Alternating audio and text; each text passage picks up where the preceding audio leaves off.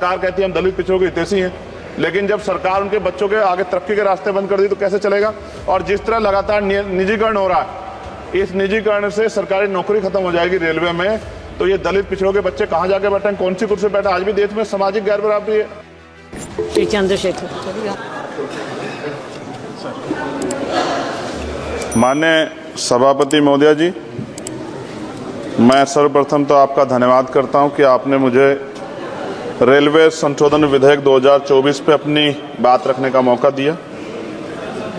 Railway संशोधन विधेयक 2024 पर मैं अपनी गहरी चिंता व्यक्त करता हूं। यह विधेयक भले ही रेलवे के शासन ढांचे को सुव्यवस्थित करने का लक्ष्य रखता हो, लेकिन ये हमारे रेलवे सिस्टम की मूलभूत ताकत को कमजोर कर सकता है।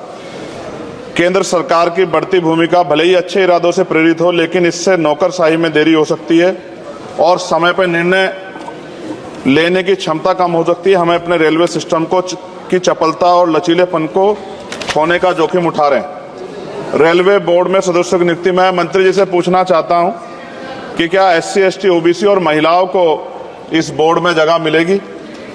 रेलवे बोर्ड सदस्यों की नियुक्ति शासन का एक महत्वपूर्ण पहलू है। यह आवश्यक है कि नियुक्तियां योग्यता और विशेषज्ञता के आधार पर हो, ना कि राजनीतिक विचारधाराओं के आधार पर। इस मोर्चे पर कोई भी समझौता निर्णय लेने की गुणवत्ता और भारतीय रेलवे के समग्र प्रदर्शन में गिरावट का कारण बन सकता है। जनता की जरूरतें सर्वोपरि है, इसलिए हमारे लिए आम आदमी की जरूरतें सर्वोपरि है। रेलवे सुलभ, किफायती और विश्वसनीय होना चाहिए। विधेयक को सुनिश्चित करना चाहिए कि इन सिद्धांतों का पालन होगा। हालांकि विधेयक का उद्देश्य अच्छा हो सकता है, लेकिन इससे संभावित परिणाम दूरगामी है। हमें सावधानीपूर्वक आगे बढ़ना चाहिए और सुनिश्चित करना चाहिए कि सुधार रेलवे के मूल तत्वों को कमजोर ना करें। साथ साथ सभापति महोदया, जिस लोकसभा क्षेत्र से मैं आता हूं नगीना, वो बहुत पिछड़ा हुआ क्षेत्र है। वहां के युवा, किसान, महिलाएं, मजदूर जीवन यापन करने के लिए कठिनाइयों का सामना करना पड़ता है उनको। इसलिए मैं माननीय मंत्री जी से मांग करूंगा कि नजीबाबाद से मुंबई और जम्मू के लिए ट्रेन चलाई जाए। साथ साथ नजीबाबाद स्टेशन गढ़वाल का प्रवेश द्वार है। मैं आपसे आग्रह करूंगा कि वहां जल भराव की समस्या होती है स्टेशन पे, उसकी देखरेख की जाए। बेगमपुरा एक्सप्रेस वाराणसी टू जम्मू तवी का स्टॉपेज वहां हो।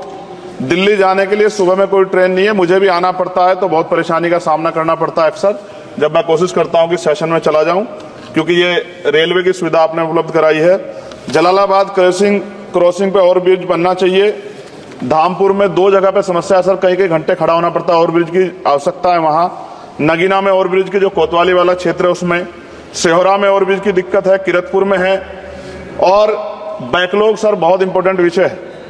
रेलवे का बैकलॉग जल्दी जल्दी भरना चाहिए। जनरल कोच बढ़ाए जाने चाहिए, क्योंकि बहुत बड़ी आबादी रेलवे में सफर करती है। बहुत लोगों की जान दुर्घटना में जा रही है। हमने कई एक्सीडेंट जो है देखे हैं, और एक कर्मचारी की जान के जिस तरह दबके, ये भी एक बहुत बड़ी समस्या थी। जनता में गुस्सा पैदा हुआ, इसकी रोकथाम की जाए। गरीब यात्रा करने के लिए जाता है, अंतिम यात्रा ना हो जाए, इस बात का हमें ध्यान रखना पड़ेगा। साथ साथ इसका मुझे एक मुख्य कारण ये दिखाई देता है कि लोको पायलट को रात और दिन में ड्यूटी करनी पड़ती है। मैं खत्म कर रहा हूं। रात की ड्यूटी कठिन है, उसके बाद पर्याप्त आराम चाहिए। इस संबंध में HPC का सुझाव भी था कि लोको पायलट के लिए 2 रात्रि बाद ड्यूटी का आदेश हो, तो ये इस पे अमल नहीं किया गया, जिसके कारण उनकी आंख लग जाती है और कई बार दुर्घटना होती है। हजारों लोगों की जिंदगी से खिलवाड़ नहीं होना चाहिए। कोरोना काल में बंद गई ट्रेन पुनः चालू की जाए, और SC, ST, OBC के बच्चों को जो पहले पास मिलते थे, जब कई कंपटीशन की तैयारी के लिए वो पेपर देने जाते थे, मिलते थे, बंद कर दिए। सरकार कहती है हम दलित पिछड़ों के हितैषी हैं, लेकिन जब सरकार उनके बच्चों के आगे तरक्की के रास्ते बंद कर दी तो कैसे चलेगा।